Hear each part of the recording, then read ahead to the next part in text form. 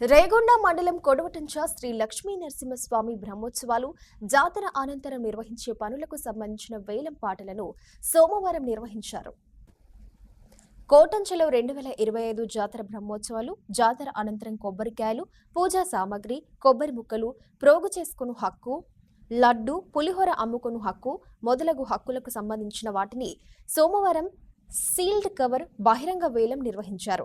వేలం పాటల ద్వారా దేవాలయానికి 21 లక్షల ఆదాయం వచ్చినట్లు ఆలయ ఈవో మహేష్ తెలిపారు. ఈ కార్యక్రమంలో ఆలయ కమిటీ చైర్మన్ ముల్కనూరి భిక్షపతి, ఆలయ కమిటీ సభ్యులు తదితరులు పాల్గొన్నారు. శ్రీ కోటంచ లక్ష్మీనరసింహస్వామి దేవస్థానంలో మనకు మార్చి 9 నుంచి జాతర ప్రారంభం కాబోతుంది. ఈ జాతరకి మరియు నెక్స్ట్ మిగిలిన కాలానికి అంటే సంవత్సరం మొత్తానికి కూడా ఈరోజు ట్రస్ట్ బోర్డు చైర్మన్ మరియు సభ్యుల ఆధ్వర్యంలో వేలంపాటలు నిర్వహించడం జరిగింది.